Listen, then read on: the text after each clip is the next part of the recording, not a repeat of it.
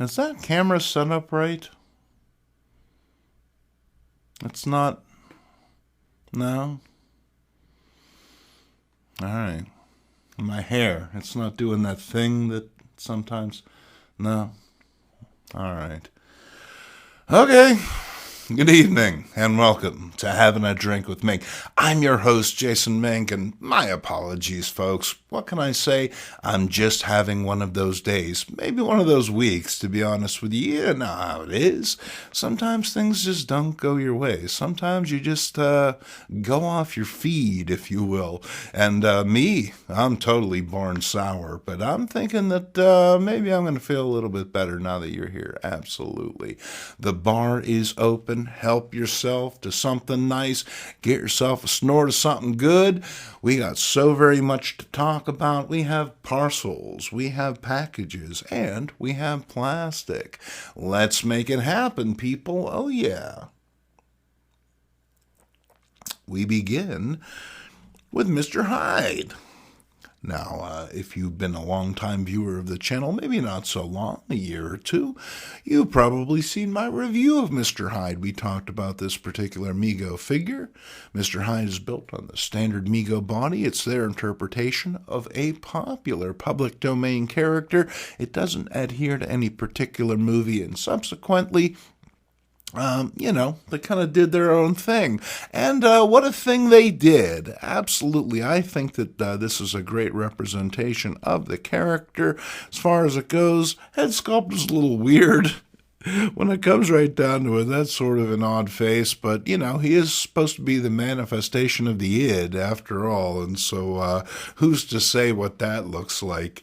Unless you look in the bathroom mirror first thing in the morning, and then you might have a particular idea. But the reason I brought this guy along is we have another figure, another Mr. Hyde. Can you believe it? Now, Diamond Select Toys picked up the reins when Sideshow dropped them on the Universal Monsters back in the early 2000s. They replicated a number of the characters that Sideshow did, as well as bringing us a few that Sideshow did not. And since I have most of those Sideshow figures, I can pick and choose. And I pick and choose I did. We have Dr. Jekyll and Mr. Hyde. And this is, of course, Boris Karloff in the immortal role as Dr. Jekyll and Mr. Hyde. Hyde's got nothing to hide, you'll find, in this particular episode. We've got some striking art on the side of the box. I was looking at this. I felt this actually kind of had a Wooly Willy sort of thing. You remember Wooly Willy, Larry? Of course you do. And then on the back, you get a picture of what you get inside of the package. There's Boris, looking a little trepidatious, his eyes pointed upward. He knows what's coming. Oh, yes, he does. And then there's Hyde himself, all tricked out. And then a few representations of what was available at the time from DST. We have the Hunchback of Notre Dame, as well as some mini-mates, which I've always found reprehensible. Oh, they're not as bad as, those stupid big head things that people talk about so much. But, they're still pretty awful. But we're going to crack this guy open. Let's make it happen. We do not need Stabby Joe. We do not even need Sticky.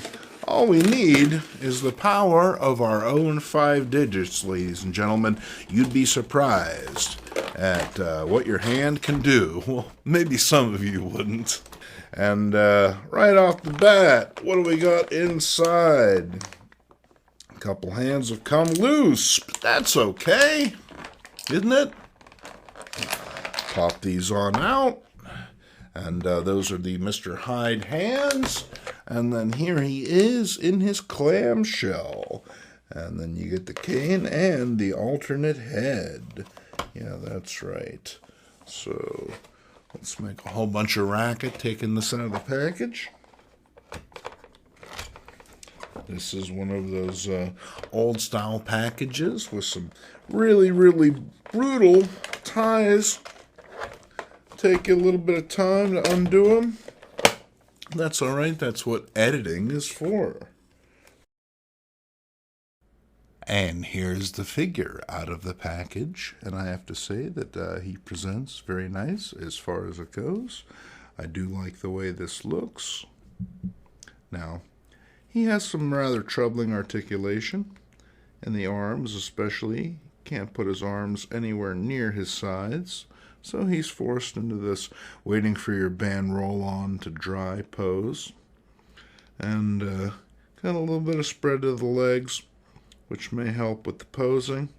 But, a coat like this always limits the ability of the legs to do what the legs are meant to do. Ultimately, this guy is just going to stand around when it comes right down to it, and they sort of understood that. They gave him a lab table, and he has all number of, potions and serums and vials and whatnot. What's in here? Ooh, cognac. Very nice. And essentially, he's just going to kind of be standing there, at least until he transforms. Right off the bat, you pull his head off, and hopefully you could pull his head off fairly easily. I've never tried before. And it is very, very tight. Oh, my goodness. Well, there's a sound that you want to hear. And try and pop the Mr. Hyde head on. That was the Dr. Jekyll head. Let's see if this pops on. Now, I'm putting a tremendous amount of force on this little plastic peg. And the way these pegs are made, they're fat, and then they're skinny in the middle, and fat on the other end. Kind of an opposite of Ann Elk's dinosaur. And, you're going to want to heat this thing up. Ultimately, I'm going to cut away. I'm going to go heat this thing up and put it together, because otherwise I'm just going to break more of the toy. And, I thought we were trying to have a good time here. Larry, did you order that chicken salad sandwich that I asked for? No? They didn't have chicken? Tuna? No. Pork. They only had pork salad. All right, well, that's no damn good either. All right, well, we're going to be right back. I'm going to put this thing together, and hopefully we'll be in a better place, all of us, together. And we're back from a little boil and pop, and I got to say, that was disheartening. Absolutely. I know that I was definitely walking on the, razor's edge of darkness, but this bummed me out. Mr. Hyde, he wasn't really a whole lot of fun when it came right down to it. Not only did I have to boil and pop the head to get it on there, but I had to do the same with the hat, because it just didn't fit on his head. Otherwise, I really had to jam it on there. And then when the time came to put the hands on, well, one of them separated at the wrist, so I had to go back, reboil the water, do the whole thing over again. And this is the result. At its core, this is a dodgy figure, from the gloppy paint on the faces down to the poor quality control. Especially frustrating are the stuck joints and the ill-fitting pieces, which make playing with this toy nearly impossible. I mean, I look at it wrong and the cape falls off.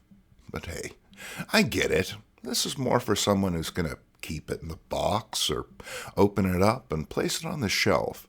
It's amazing to get such a niche figure at all, although, personally, I can't help but pine for a Bud and Lou to go with him. For $20, you got this guy. He was fully kitted out with the coat, the hat, the pants, the shirt, the whole bit. Granted, he didn't have the cane, the alternate head, and all of the groovy lab equipment, but the Mego was about $17, whereas this guy had an SRP of $25, and that's before the inevitable retailer markup. In the end, these are important factors when it comes to deciding what hide you may want in your life. In reference to that head sculpt, I haven't seen the movie in a long time, but to my eyes, this bears a shocking resemblance to a certain Mr. Tom Waits. Hey, the figure has been drinking, not me. And maybe that explains the included needle. Hey, Keith, we're ready for your solo on Big Black Mariah. This is the DST, Mr. Hyde. And, I don't know. He's fine, I guess. It's really the best I can do. I do like the table, so there's that. All right, moving on to something potentially more exciting. Oh, undoubtedly more exciting. What am I saying? We have a mysterious package here from one Adam Seagard. Adam is an OG Supreme in good standing. I've known Adam for a heck of a long time now, as far as it goes. And, he's a great fella, stand-up bloke, and, he knows what I like, apparently. I like mystery boxes, and this is a big old mystery box. I got a message saying, there's an ominously large box on the dryer waiting for you, so let's get this thing open. And we're there. When you hear the click, you know you're there. Ooh, now there's a smaller box within the larger box, so we'll set that to one side, and then oh my word, ladies and gentlemen, it is truly a thing of dreams. Look upon these. That is right. I see teenage love. I see creepy things. They're cranky, they're crawly. We got ghostly haunts. We got, oh man, so many wonderful comics. Let's take these out of here and see what's doing. On top of the pile, it's teenage love and a touch of vehicular manslaughter. And it's no wonder she's such a bad driver. She's hopped up on the goofballs, specifically tranks. I guess that explains her outfit anyway. She gets them from Bunky, if you can believe it. Don't do drugs, kids. At least get them from someone other than Bunky. Like this kid. He looks like he knows what's popping off. And on the back cover, Sally here is the most wanted gal in town. Are you flirting with me, stenotype? Tell the little pest to learn how to kiss the way others learn, Ron. Tell her to go home. Go home? To who? Besides, I think she's stuck to Ron's Velcro-like thatch of chest hair. Then meet Bevo Brandt. He's too wild, too far out. He's just too much for you. After that, the swingers head to Puritan Island. Seems a bit risque for a comic intended for teens, but do you want to be the one to teach your kids about key parties? And then dig this ad for glamour wigs. Are you an alien attempting to assimilate into Earth culture before the big invasion? Allow our stylish wigs to conceal that considerable cranium. The small heads will never know what hit 'em. Here's a modern comics reprint of Blue Beetle #3 with some stunning Steve Ditko art. If Oompa Loompas freak you out, then you'll want to look away. Raise your legs. They like to bite ankles. And watch out for the carnivorous plants. Then again, you should be fine, as long as you're not Dick Miller.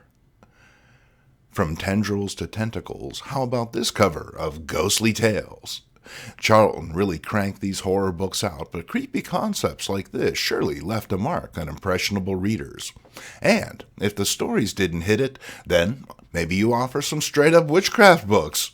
Anyone here order one and end up with unbelievable riches, lasting love, and constant protection? Let us know.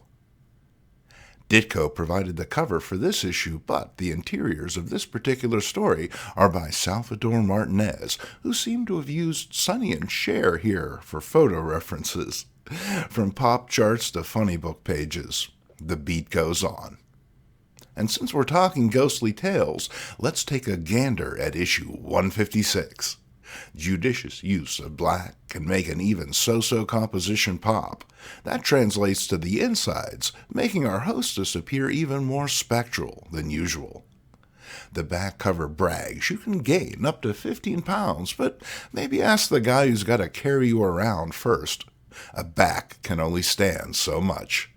Go-Go was a Charlton title geared towards the hip set, but in reality it was an anemic Mad-style ripoff. That said, the book pulls off this trifecta of poor taste with fat jokes, child abuse, and necrophilia. Give that corpse a smooch, honey. It ain't getting any warmer. There are also stories about rock bands like The Circle. If you wanted to be treated like a normal group, then spell your damn name right. And one of these things is not like the other in this Mama's and the Papa's pick. I sense Bunky's hand at work. The implications of this Midnight Tales cover are both hilarious and horrifying in equal measure. I hope that sub is well built. The Many Ghosts of Dr. Graves was a long-running offering from Charlton, as evidenced by the shift in title font and art style. Ditko not only delivers the cover, but the interiors for Satan Weeps, where this puny wallflower type gets mixed up with no less than the Prince of Lies. It's never a good idea, no matter how much you despise the school jock. Trust me, he ain't going to be running touchdowns for long. And here's a bat. No jokes. I just liked it. Let's shift over to the Marvel side of things, as the company wasn't shy about their own monster book outlay. First, it's a journey into mystery and some vampiric shenanigans. The story inside is a bit different than the cover, but hey, Uncle Stan already got your quarter. Cry all you want, kid. This is why they don't let you read 'em first. Tomb of Darkness 17 brings us one of those New York City alligators that were all the rage at the time. Well, you had to get past them to find all that albino weed. It's fear as you like it. Next up, witness Monsters on the Prowl. They're making record time on this late-night fog walk. Heaven help me, I brought The Rock to life. Sorry to everyone riding on the 414 to Hoboken. You gotta expect this sort of thing when you live in New York City. Tom Sutton was another of Charlton's major assets. The artist's speed and versatility provided the publisher with a variety of eye-popping visual options, giving its prolific output a distinctly uncanny identity on the newsstand. The interiors, however, might lack some of the exterior's intensity. Doesn't make him any less unsettling, though. As if cats didn't get a bad enough rap. I was ground zero for the first Star Wars film back in 1977 and got swept up in the hype like everyone else. I managed to get my hands on one of these C-3PO necklaces, and then I had no idea what to do with it. What can I say? 7-year-old me wasn't much of a jewelry guy. I probably traded it for a comic book. A fun feature of this era were helpful primers for those aspiring to careers in vampirism or lycanthropy. I remember distinctly learning that if I drank rainwater out of a wolf's paw print, I'd turn into its kin upon the next full moon. Well, I guess it half worked. Who wouldn't want to wear a shirt that said what they were thinking? Well, maybe you wouldn't want to today, but back then we were all a little calmer. That said, are we to believe that this guy is actively thinking that he's the stupid in this particular yin-yang? You can do better, man. This issue contains a Dr. Moreau-type tale of forced evolution, with this injection-happy fellow transforming his cat into a cat guy, then promptly rejecting all responsibility. He gets his comeuppance when a shot of his Wonder Serum turns him into about 40 cans worth of Fancy Feast Seafood Supreme. As Bart Simpson once said, the ironing is delicious. Back to Marvel and the Chamber of Darkness, with not one, but 5 tales of maddening magic. That's like a Nicholas story. In Face of Fear, this layabout punk kid doesn't want to shave, but his old man demands otherwise. Upon doffing Dad's trusty Remington, a monstrous manifestation appears in the mirror. Yeah, it's weird, but hey, we've all seen weirder things in the mirror. Oh, and Stan shows up to introduce a story, setting a precedent for cameos that even he couldn't have anticipated. You have defied the curse of Vambu, and for that, you must die. Hey, it's his rule, not mine. I'd just as soon let you live. I don't want to be alone with a bunch of monsters. Or would it be worse to be all alone with no monsters? I guess a strong case could be made either way. I'm a nut for cutaway covers, so this issue of Where Creatures Roam really resonates. Dare you face the brute that walks? Better than the one who scoots. And boom, coming at ya. Watch out for splinters. Grok this heavy-duty Ditko, Ilyo. The man sure knew his way around a page. Another Creatures What Roam, and this time I brought Zog back to life. There was a point in the early 1960s where you couldn't put in a new septic tank without releasing some sort of slumbering monstrosity. Is it me, or is that one highly suggestive tuft? I mean, I've seen tuft, and that is front row. Emerging from a pyramid far too small to hold him, the mummy brings forth a secret. What is it? I don't know, but I'm pretty sure Smilin' Sam here has got him beat. And it's not far from the pyramids to the Vault of Evil. You just stay on 9 until you get to the old Arco station, and then it's the first left. Ditko's in there, too. I'm starting to think there was more than one of them. And how does the ghost of GRISMORE Castle grab you? Other than violently, that is. This is one of those, it's all a fake out till it's not tales so common in these books at the time. Having its supernatural cake, while eating it too. In Weird Wonder Tales, we get this thriller featuring a giant spider, but I have to wonder, what is pointing at the guy in the second pic? That doesn't seem to be one of the spider's claws. We wrap things up with a final Marvel mag, reprinting, among other tales, Bill Everett's classic Venus story, The Box of Doom. The tale is pretty thin, but the artwork is truly top-notch, managing the fine balance between humor and horror. If you've never read this one, it comes. Highly recommended. All right, thank you so very much, Adam. What an amazing score. And there is one more. That's right. Here's that box that was on top. Let's see what's in here. Crack her on open. See what it's doing. Oh my. Oh my. I have no words, ladies and gentlemen. Oh, wow. Dig this. Fantastic. Action Jackson. The original box. This is a type 1. What a beauty. Now, Adam had contacted me. He told me that he had something for me, and he mentioned it was an Action Jackson, but I had no idea that it was such a remarkable example of such a figure. I'm truly in awe. I am. Should I reshoot this? No, Larry tells me to just keep going. I'm just going to keep going. On the back, you see all the different outfits that are offered for Action Jackson. Adventure outfits, military outfits, sports outfits. You got your action-packed toys. Collect them all. That's right. If you happen to be in the 70s, you're going to want to pick them up, and this guy is where you start. This is basically what's known as the razor and blades approach to selling toys. They get you on the basic figure, and then they have you get all the different outfits.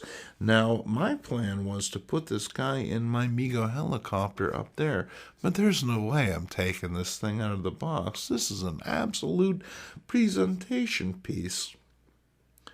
I'm just, I'm floored, is what I am.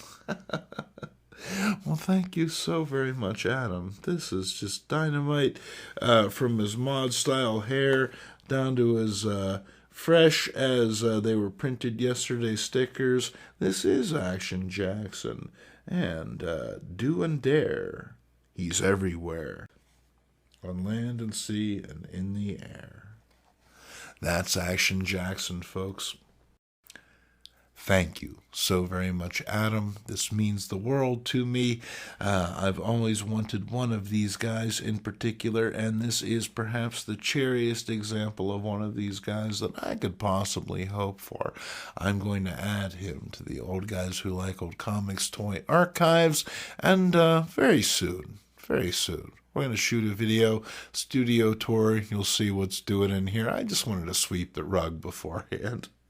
All right. Well, thank you so very much for joining us.